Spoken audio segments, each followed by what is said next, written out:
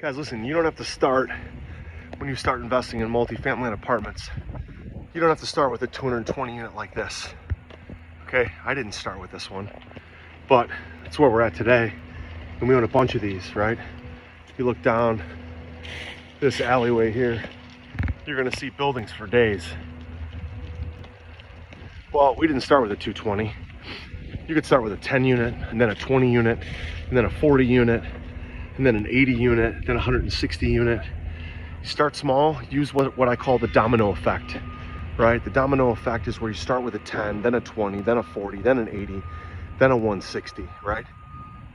And then financial independence is around the corner. If you want that, guys, you want to start small, go to callwithjosh.com, register for free. Be doing some free webinars to teach you how you do it, how you start small, how to get free in 5 with the domino effect.